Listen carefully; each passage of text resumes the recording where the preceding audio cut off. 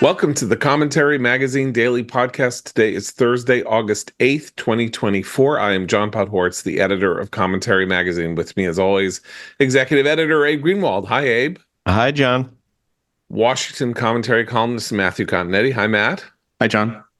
And commentary contributing editor and Free Press contributing person.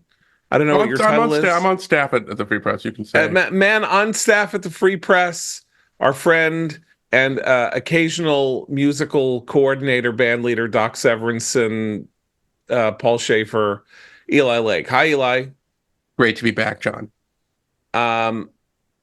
So we're in week 3 of Irrational Exuberance Land, or maybe day 3 of Irrational Exuberance Land, with the addition of Tim Walz to the Democratic ticket. And Kamala Harris has now pulled ahead in almost every one of the polls.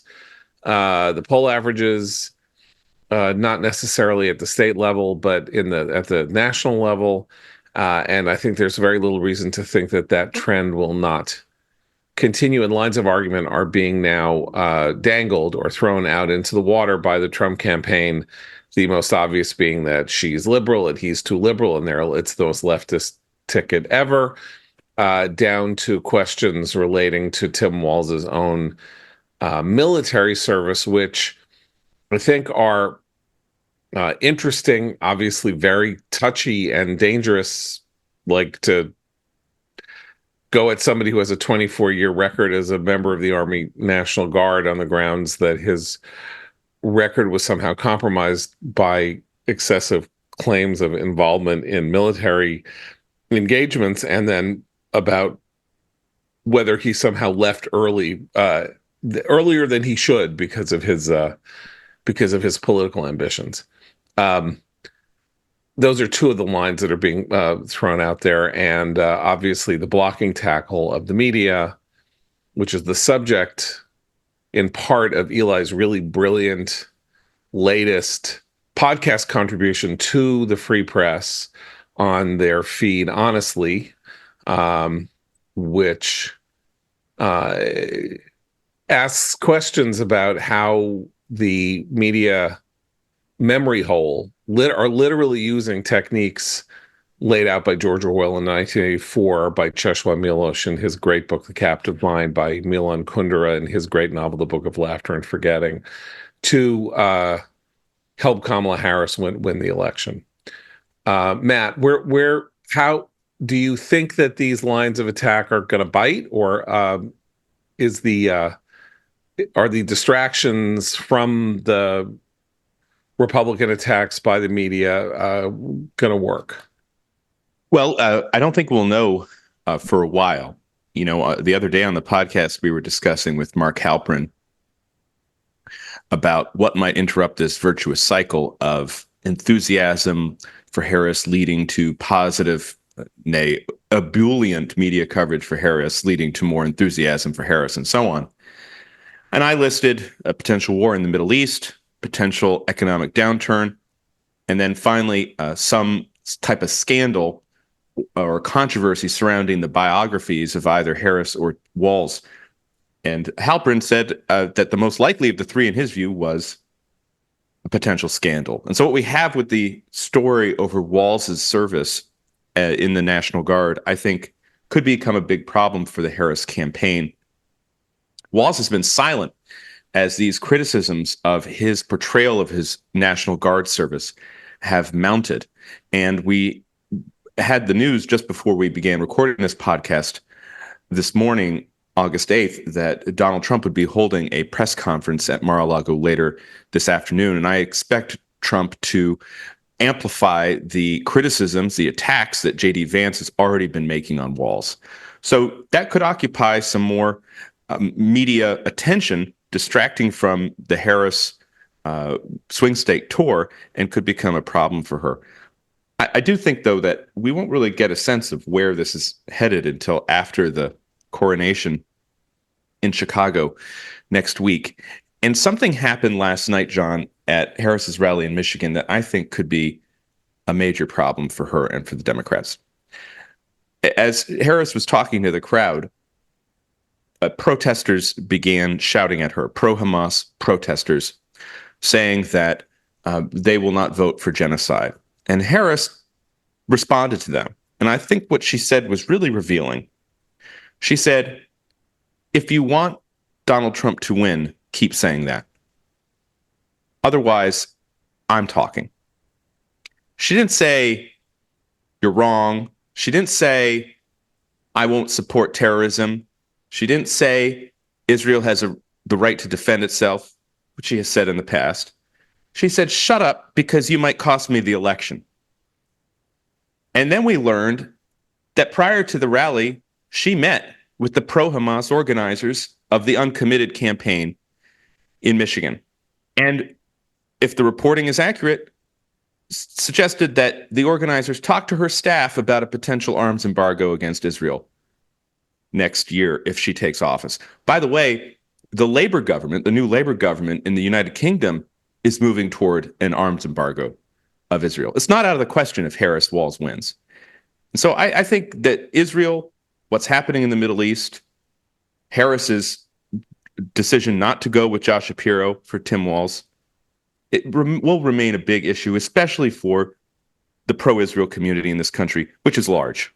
Okay, so the video of Harris taking on protesters in the crowd looks good. It looks good on the surface. You look at it and she's like, you want to talk about that? Keep talking about that. Right now I'm speaking. And I thought, hey, that's pretty good. She's been showing command at these rallies. And then somebody reminded me. I paid for this microphone, sir. Somebody reminded me that the I'm speaking thing she did in 2020 during her debate with Mike Pence. She said, I'm speaking. Why is that significant? Because the question about Kamala Harris is, not to sound like, a 50-year-old in 1967 saying groovy, but whether she has any game.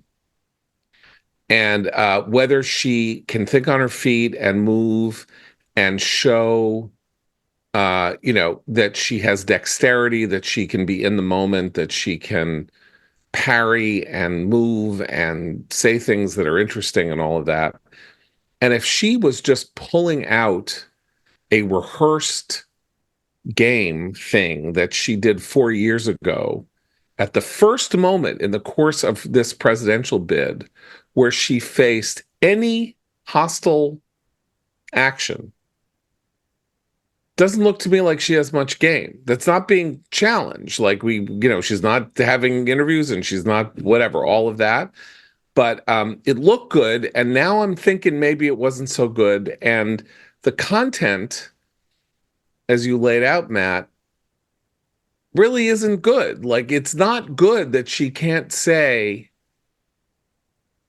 what you're saying is terrible, and I won't countenance it. We are moving forward, and we're not playing these games. Whatever she might do, whatever she might have said, it was so. And then as I watched it, I thought it was almost like they wanted this to happen, like that they wanted her to have a moment with the crowd where she could silence a protester. Not that I think that it was, pre-planned, because it probably wasn't. But Eli, what do you make of it? Well, I think one of the problems is just taking it on the total surface level is that the people shouting about genocide do want Trump to win.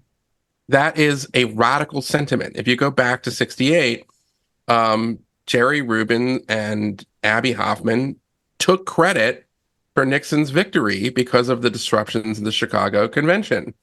That is the way Leninists, radicals think. They have a problem not with a particular policy. They have a problem with the entire American system, the regime. That's what they want. And so if your argument to them is, if you want Trump to win, I think their response would be, don't tempt me with a party, which is to say that the people who she's appeasing when she has these meetings where she listens to them saying, hey, would you consider an arms embargo if you were president? Those people don't have the best interests of America or the Democratic Party in their hearts. And even though there are people within the party, like the Squad, who, call themselves Democrats, they're spoilers. These people want to see. I notice back, in the what seems like a million years ago, but was only like a few weeks ago, was that all the people, when everybody was talking about Joe Biden being too infirm to run for re-election, the Squad lined up behind him because they want that party to go down in flames. They want the party of Obama and Clinton gone, and they want to be able to take it over. And that's where they're coming from. So I don't think the radical left, and the people who talk about genocide are the radical left. Let's get that out of the way. I don't think that they care if Trump wins. I think it's kind of good for them. So that's my take. My take is that that argument is not going to work. And we'll see more of it, I think, in a few weeks in Chicago. The arms embargo stuff is interesting because, as you mentioned, it's not just that Britain is moving toward an arms embargo. It's kind of announced a partial arms embargo. We're closing our September issue this week, and we have a very brilliant piece by Stephen Pollard, who is the editor-at-large of the Jewish Chronicle in London, about the radical turn in foreign policy that the new British Labour government has taken under its new Foreign Secretary, David Lammy. And while the British policies largely involve questions of weaponry that Israel does not really need very much, it's 0.9% of all arms sales to Israel come from Britain. And they're mostly very so the symbolic effect of this policy going into place obviously will be enormous and could be a canary in a coal mine if you have this kind of alliance of liberal left governments, from Labor to a new Harris-Walz administration, who find a common interest and leading NATO in some fashion or other into a common interest in taking a more hostile stance toward Israel.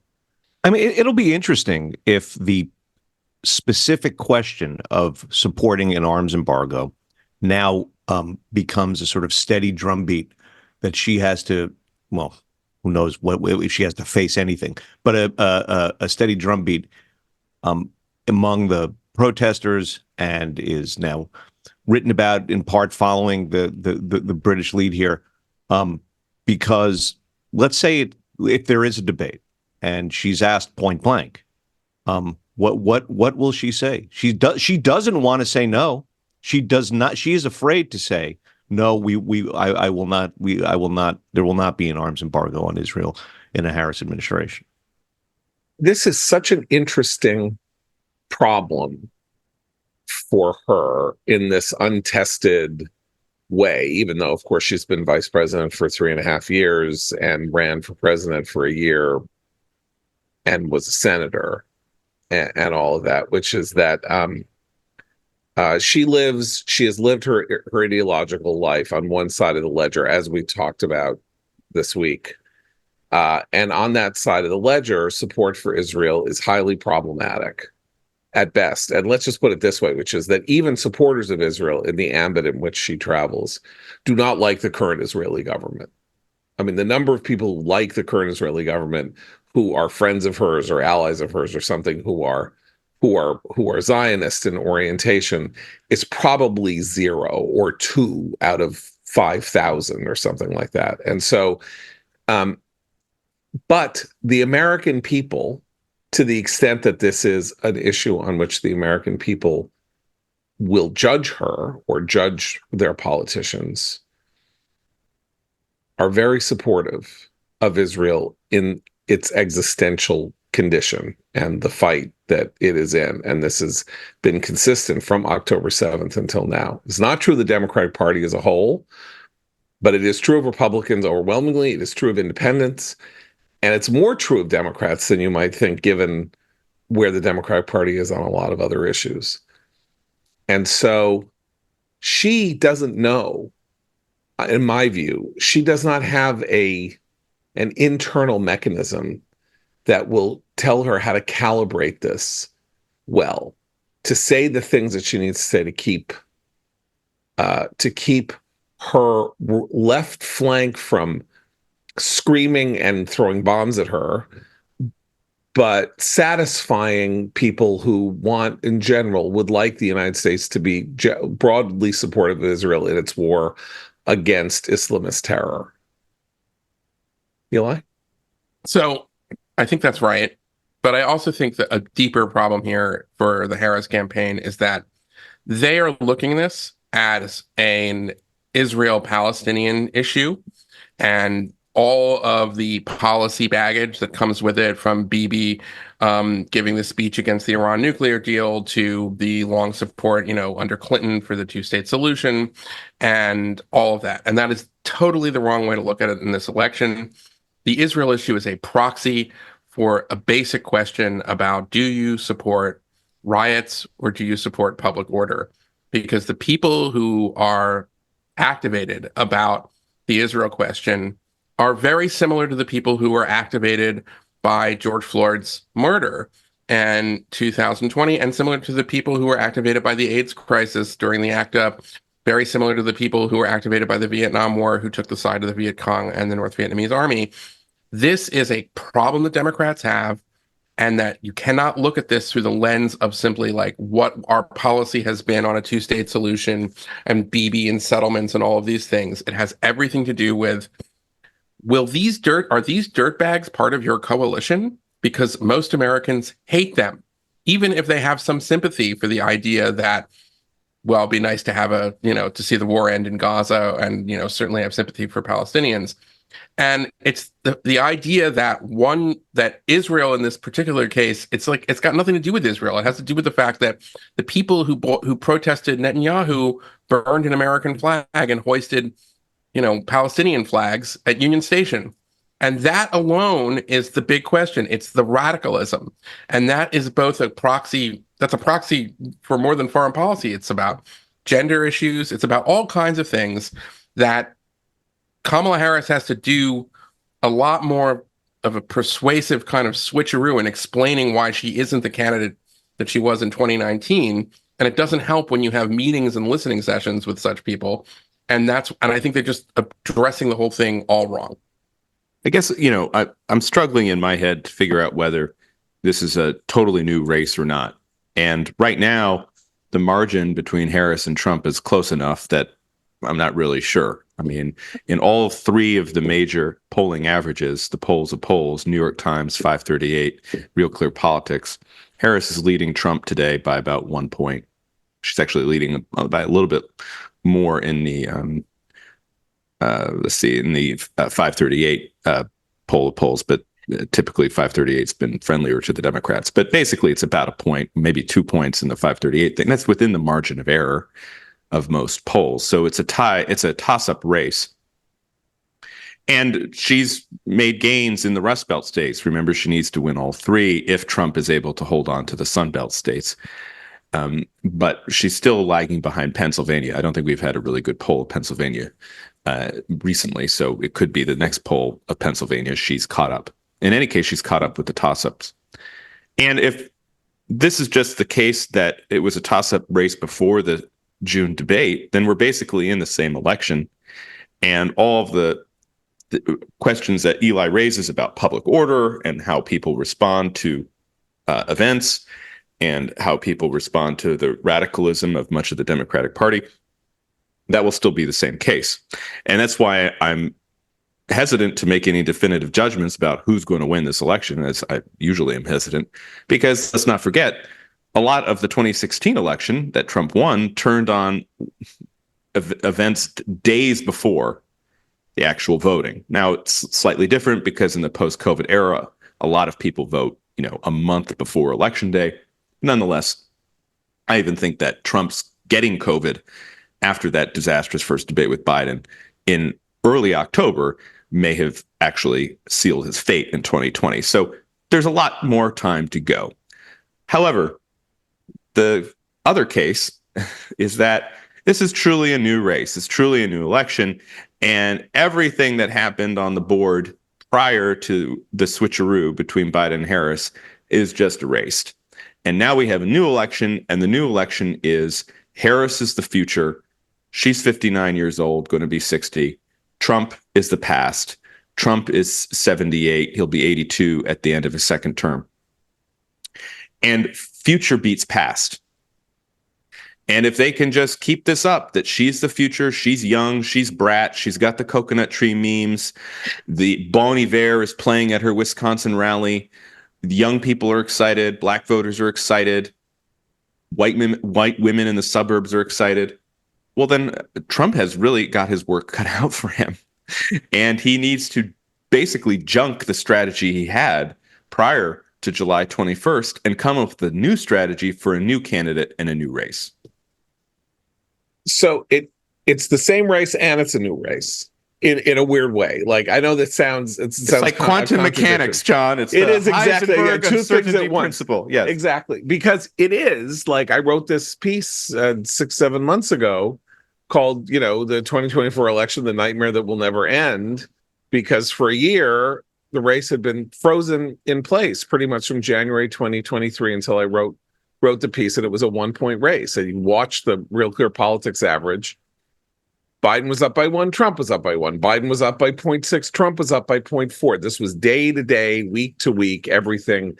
There was a completely static set of circumstances until the Democrats panicked after the debate in no, that's not really fair, because Matt, you said beginning in the late winter, early spring, Trump started to pull ahead. But pulling ahead is a term of art for a margin that moves from 1 to 2, or 1 to 2.2 or something like that. It was the debate that distressed Democrats and pulled them away and had people doing things with polls like famously called non-response bias, where when people are supporting somebody but their candidate embarrasses them or they get whatever, they don't answer the phone call when it says ARG research on their phone. They kind of know it's a pollster, they don't answer or they don't want to talk, and then they hang up. And so however you slice it, either enthusiasm died or people are like, I can't vote for that guy. And that was what really, those were the pieces of data that got Biden out of the race, that Pelosi and everybody came to him and said, here is the paper that shows you that you can't possibly win. That's what's gone. The one thing we know is gone is that Democratic enthusiasm has reset itself to a level in which the race is a jump ball. And can she keep it up? Sure. Is that enough? And I went on Twitter this morning to talk about this, that she has really big crowds and everything. Like, that's just gas and fog and, the fog of war. Like, having big crowds doesn't mean anything. Having really good press coverage doesn't mean anything either, by the way, except to the extent that it will help the enthusiasm level for Democrats remain high. And she needs every single Democratic vote she can get, particularly in the Rust Belt states, which I assume is where she is basically going to spend the next 3 months. I mean, she's there now. She went from Wisconsin to Michigan to Wisconsin to Michigan to Michigan to Wisconsin. She's that's the stuff that she is going to need to do, and that's very important. But it is not determinative. I think it's a new race. I don't think it's both. I really don't. There's a new candidate, who presents a totally different problem for her opponent. Trump understood, and the Trump campaign understood what they had a plan. They had a theory of the previous race. If they are two different races, and I think they are, and they don't have that now. It's not just that she's the exuberance. It's not just that she's being protected by the press. It's not just this new influx of money. It's also that Trump doesn't know how to run against her. And we see that. We see him struggling. I think it's a big problem. And also, you had a problem. Yes, the Biden team wanted to keep Biden out of the public. He was always itching to get in front of it. That was a constant throughout his presidency, that they sort of weren't letting him get out and make the gaffes and flubs he wanted to make. I don't sense that from Kamala Harris. She wants to get out and speak in a teleprompter and do rallies and whatever else. But I think she's happy to stay hidden.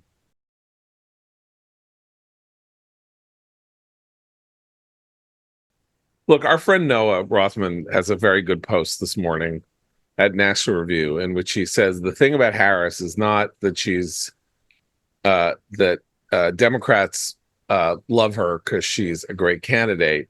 Democrats love her because she's a Democrat that they can support.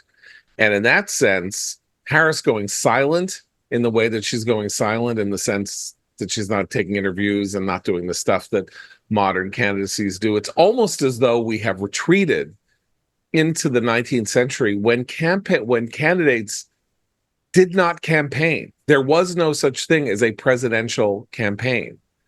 Presidential candidates remained silent as a matter of practice and as sort of like, I don't know what the term would be. Minhag is the term, like custom is. They did not speak and others spoke for them because it was undignified to go and ask people to vote. Well, that doesn't really play into her idea of being the future-oriented candidate if she's has to look to the 19th century for she's historical precedent for the fact that she's not talking to the press. I mean, again, as Mark Halperin was able to pick up when we recorded the podcast yesterday, I'm kind of here, trembling with anger at the way that this race is shaping up, because if it really goes for 90 days that she doesn't give a major interview or a major unrehearsed press conference, that's insane. It's just insane. She can't keep it up forever. She can't keep it up for the entirety of the election. I'm with you, but I remember the first day that this started, Abe and I had this fight, or the first podcast we had about it. And Abe was like, well, I mean, she doesn't have to give it. I said, yes, she does. She absolutely does. And he said, when? And I said, Thursday. She has until Thursday.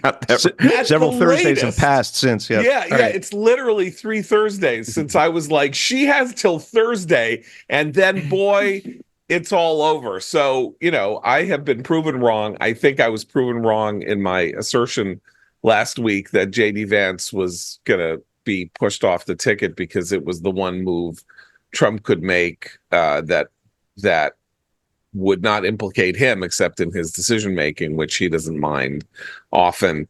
I think they probably now see Vance as a very useful surrogate if they are going to wage this fight on Walz's military record, because of course Trump is a draft dodger of a kind, and Vance served in the Marines and was deployed in Iraq, and there are now these questions about whether, I would put it this way, that Walz elided his biography to make it seem as though he had served in combat or was adjacent to combat, which didn't happen, and that there are a couple of pieces of tape in which he almost says outright that he was in Afghanistan, and he was not. He was in Italy, part of the Army National Guard. When troops from Italy went to Afghanistan, the National Guard came and did their jobs in Europe, which, by the way, is part of the war effort, and we don't want to. And this is the danger on this issue, which is that you do not want to belittle the service of the Army National Guard or somebody. Of the 3 criticisms, that's probably the weakest one. There are 3 criticisms. One is that he's identified himself as a veteran of Operation Enduring Freedom, which was the counter-Taliban operation in Afghanistan, and under which he was deployed to Italy. So anyone who has served, I think, as someone who has not served, you can make that argument. Right. The second criticism rather, is this piece of tape where he is arguing for gun control. And he says, I don't know why anyone should be allowed to carry the weapon that I carried into war. And here again, I'm sure he carried such weapons in his training and his many years in the Army National Guard, but he never saw combat in the Army National Guard. And so people are criticizing him for that piece of tape. And then the third is perhaps the most serious, and that it has to do with the timing of when he retired from the Army National Guard. And his timing of his retirement seems to have happened on the verge of his unit's deployment to Iraq as part of Operation Iraqi Freedom, a very hazardous situation, very much more controversial military operation. And right now, what the reporting is looking into, hesitatingly, but I think picking up a little bit of steam in the past 24 hours because of Vance's attacks, is how much did Walls know that, yes, he was about to be deployed to Iraq when he filed papers for his retirement. And there were people in his unit who, even at the time, felt that that was something of a betrayal. He was a sergeant major. He was the head NCO, and he decided that he was going to retire and enter politics before the deployment. So all of this is obviously, as you say, John, very sensitive stuff because he did serve his country. But it does raise questions, and let's not forget that Chris LaCivita, one of Trump's main campaign managers, worked on the George W. Bush campaign and independent efforts, helping to organize the Swift Boat Veterans for Truth, which really undercut a lot of John Kerry's claims about his service in Vietnam 20 years ago. So I do think that there's a potential that this could become a problem for the Harris-Walz campaign, neither of whom have said anything about it. So I was, at the time in 2004, unbelievably unnerved by the rise of the Swift boat attack. I thought it was a terrible mistake, that, you couldn't say these things about veterans. Even if you were a veteran, it would look. Really? I'm telling you, I'm confessing. I thought I it was loved it. All right. Okay. I thought it was bad. You were John was not alone. A lot of Republicans were. I was wrong. Now, politically, I was wrong, and I was also wrong morally, in the sense that I do think that John Kerry came very close to traitorous acts as an American, speaking, though he had some right to do so, having served in uniform. But I mean, the kinds of things that he said and did, and the accusations he made against the U.S. effort in Vietnam, which started getting perilously close to the idea that the United States was committing a war crime by being Vietnam in the first place, meant that he was open to all kinds of criticisms. And the Democrats did this whole convention, whereas, Commander Kerry reporting for duty, and they tried to make it seem like he was this, Captain America, when his introduction to the American people was as a Vietnam veteran of the war who thought that the American war effort that he participated in was not only a war crime. He talked about things that were not true, that there was cannibalism, and he threw his medals away and all that. Yeah, so it's Walls Walls, you get what you get, John Kerry. Okay, but right. So I'm saying I was wrong about that, but that was 20 years ago, and Walls did serve for a quarter century in the Army National Guard. And that is not, he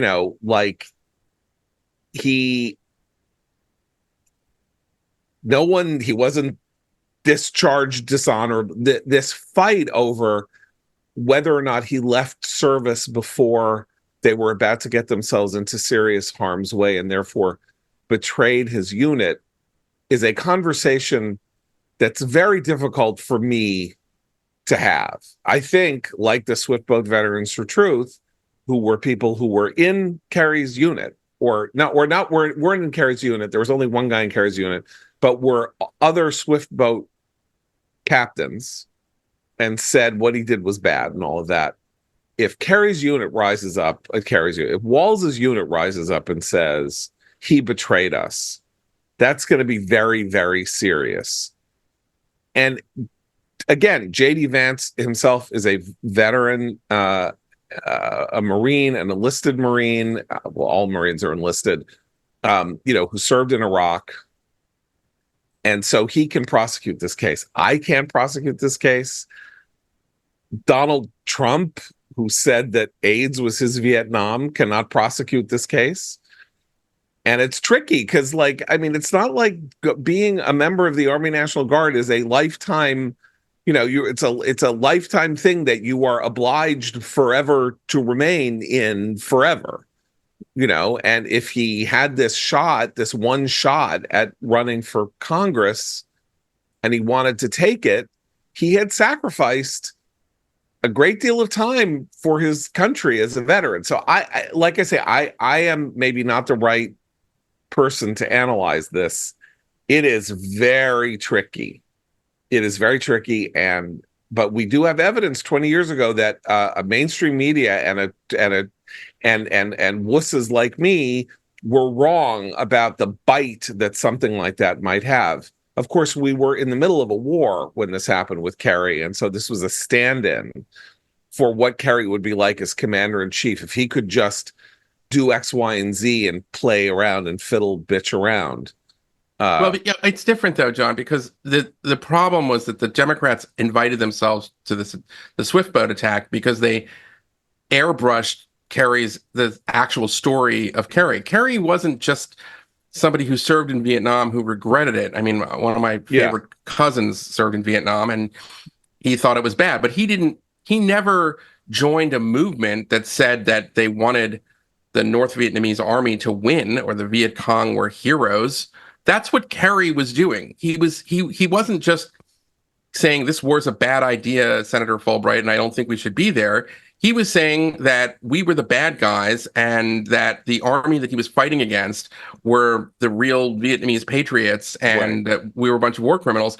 That's a totally different thing. It's like the difference between the 68 radicals in Chicago who were saying like Ho Chi Minh or whatever they were, praising Ho Chi Minh versus the original anti-Vietnam War movement, which is just like, hey, I don't think this is great. I don't want to serve. And, those are different positions. I think the bottom line is that both VP selections may not work out as planned. And the Vance VP selection has had a rocky start. I think he's actually just finding his groove right now.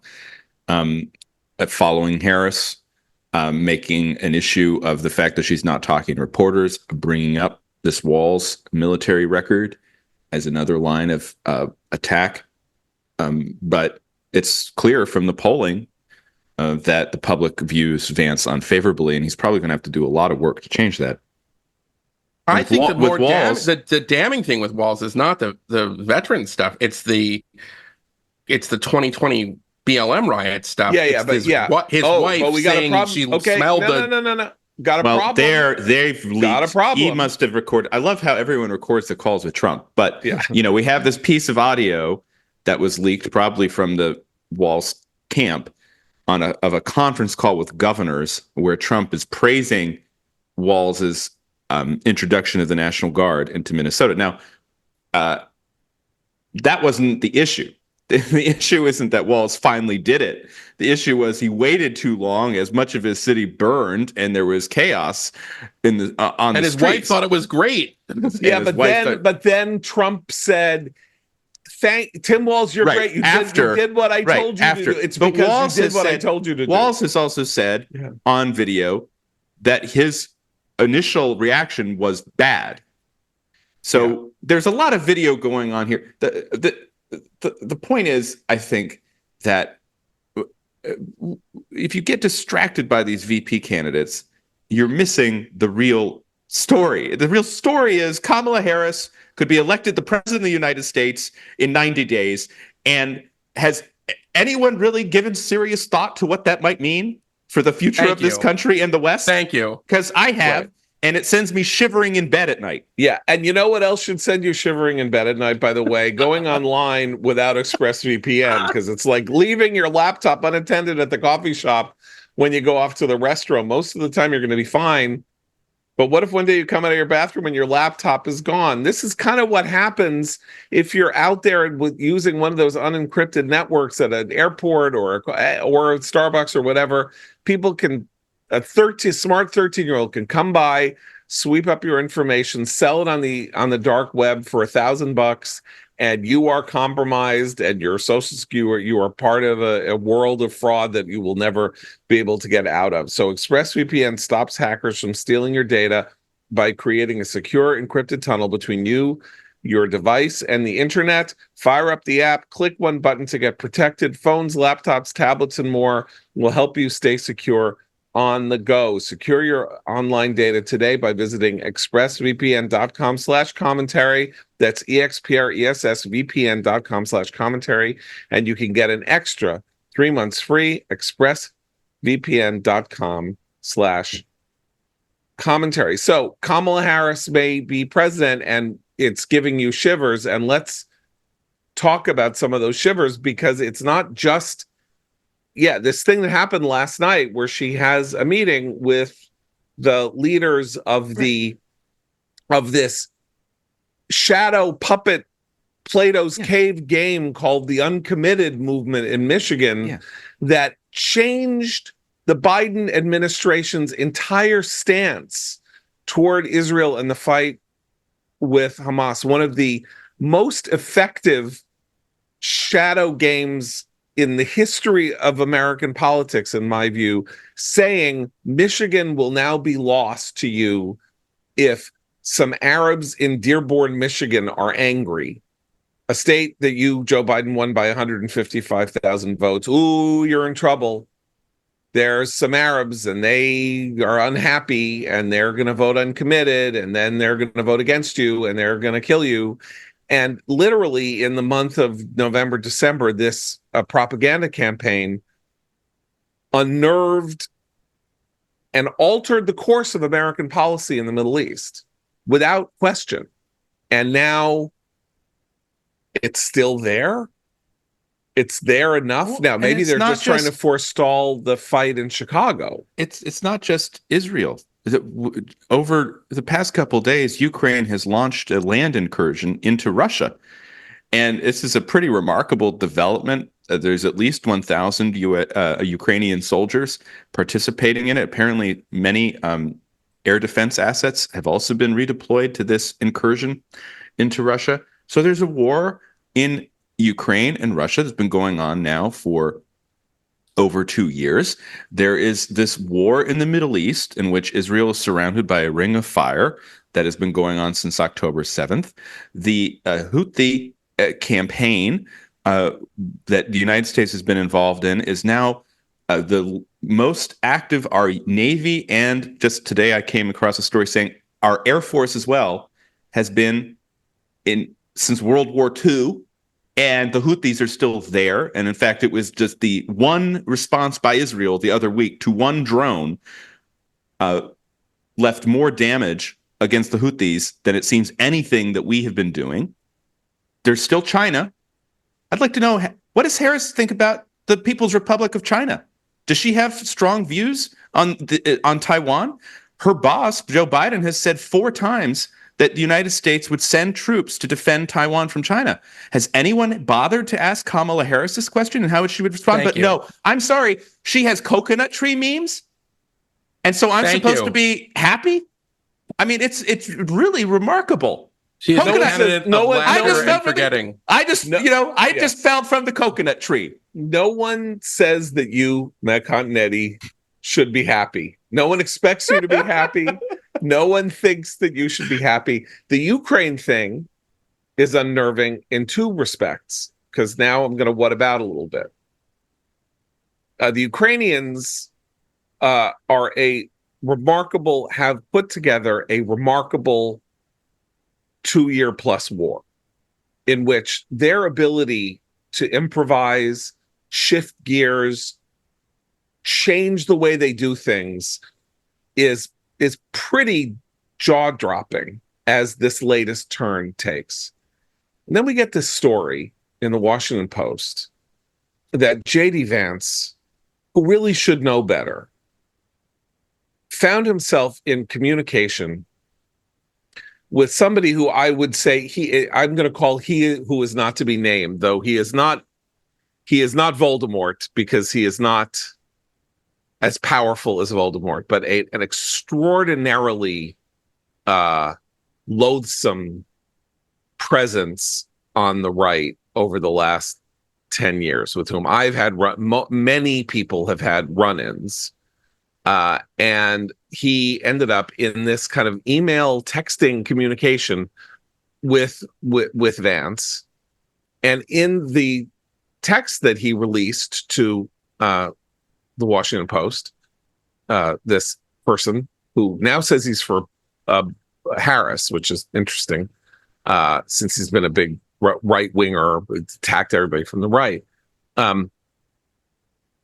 Vance says some just absolutely awful things about Ukraine and the Ukrainians. And it's like, okay, and the neocons. And it's like, okay, look, go be a NatCon, go join this, it's okay, whatever. Maybe Ukraine's a mistake. Maybe being involved with Ukraine doesn't serve our interests. That's not the tone of the texts that Vance was engaged in. The tone of the text that Vance was engaged in was this kind of, I hate them. I hate the neocons. They suck. I don't want to hear about Ukraine. They call me. I won't even call them back. And the kind of unserious ugliness of it is pretty startling. Now, I don't want to get distracted by the VP choice. And I do think that Vance had a good day yesterday on the campaign trail as Trump's major surrogate. But we are heading into this situation in which we have no idea what either one of these tickets is going to do, think, say, or act on the first war on the European continent in 8 decades that is vitally important to the future of the 21st century. And Vance is not helping. The choice of Vance did not help and is not helping. Well, I think we do kind of know what Trump-Vance will do, and that's they're going to try to bring the war to an end. And it's a question of how much territory Ukraine retains when some type of ceasefire is brought, or whether Ukraine will agree to such a ceasefire.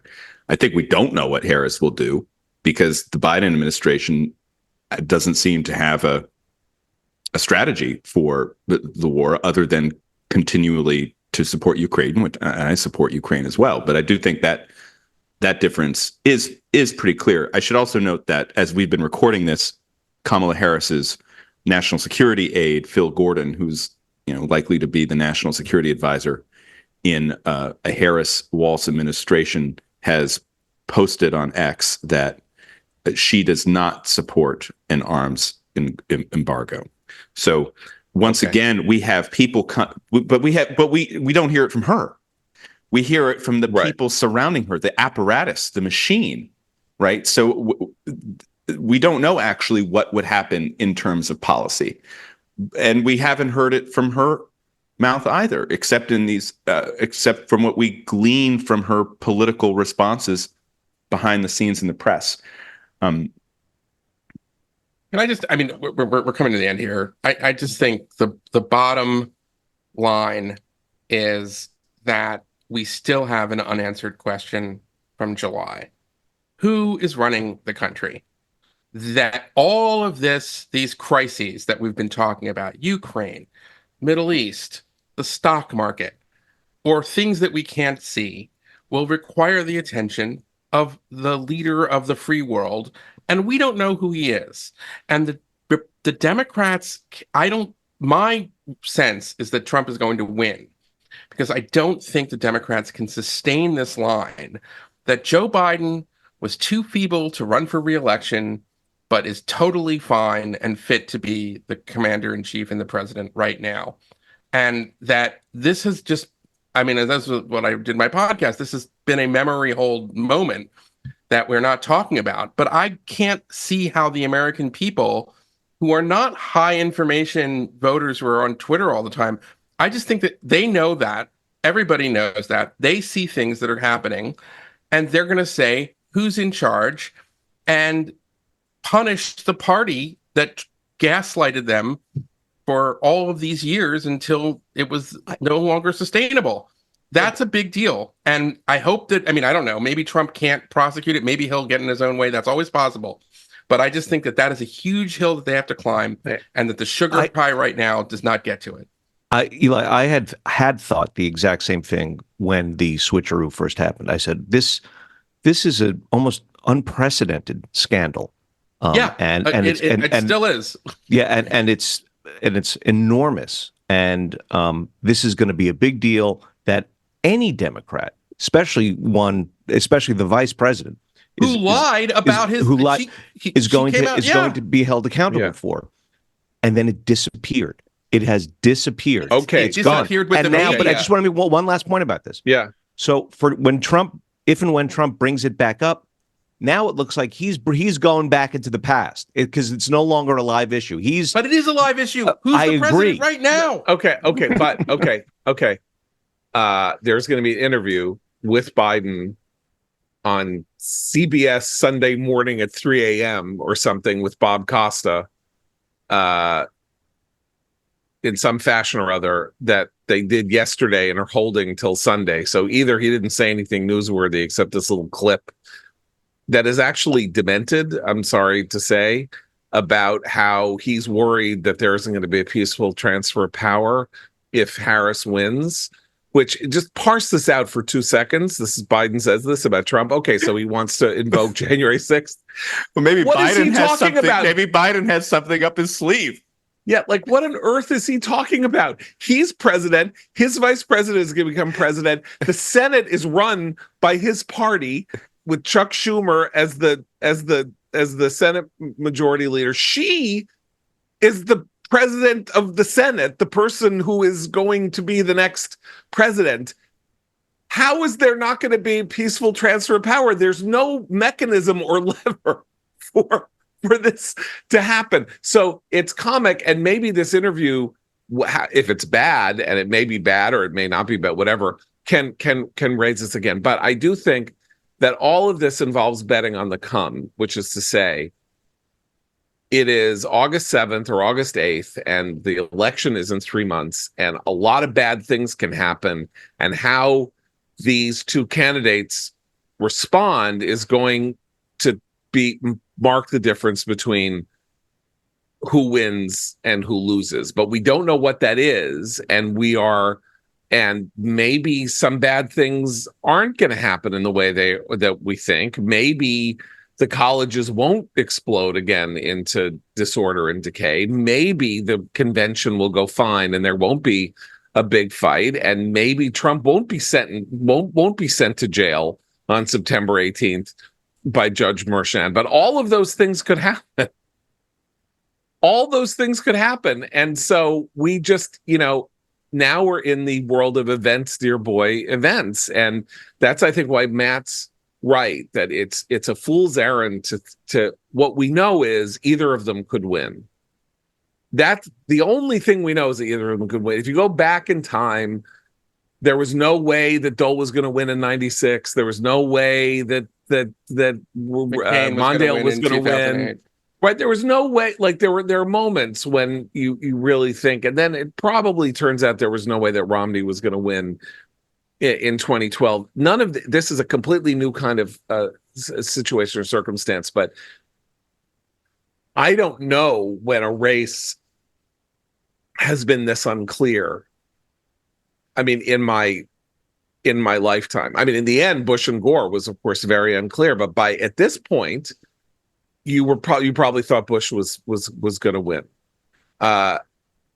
We really just have no clue whatsoever. All right, we got to what? I'm telling you, I think Trump's going to win. I said Vance is going to be off the ticket. We'll have the tape. Fair enough. We'll have the tape. We have the tape. Can I make a brief recommendation? Please. Since today is the day that Richard Nixon resigned the presidency, and 1974. Sorry. I'd like to recommend a book by a man who worked with both Richard Nixon and President Ronald Reagan, Ken Kachigian, as a communications aide and speechwriter. And the book is called Behind Closed Doors.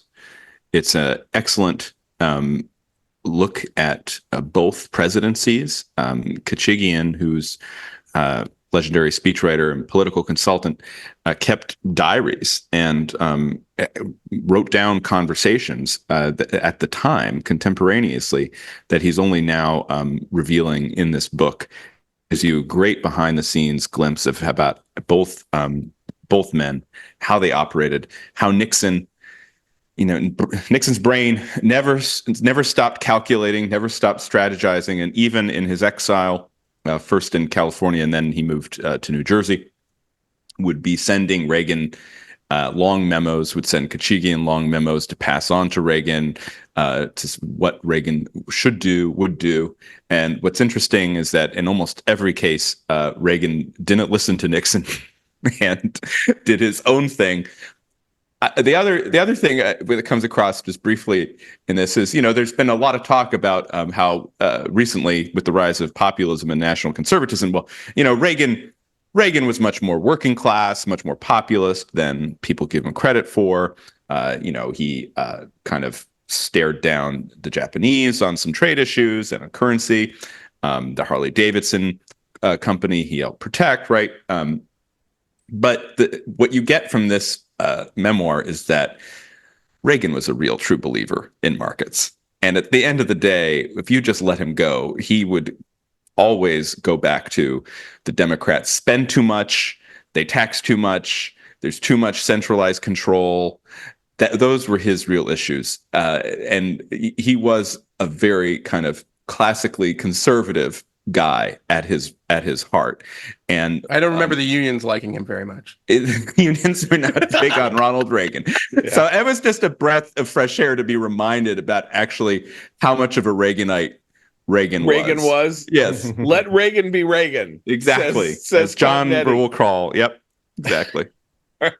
So Eli Lake, thank you so much for joining us. Everybody should go to the Honestly feed. Go to the Free Press, thefp.com to listen to Eli's podcast, the name of which, again, this episode specifically. The Candidate of Laughter and Forgetting. Right. Yes. The Candidate of Laughter and Forgetting. Yeah. And an invocation of one of the great, it's not really a novel, it's a collection of stories that combined into a novel by Milan Kundera, the great Czech writer, and even just reminding me of that was thrilling. But it really is a tour de force, and I congratulate you on it. Thank you. And we will be back tomorrow. So for Abe and Matt, I'm John Podhoretz. Keep the candle burning.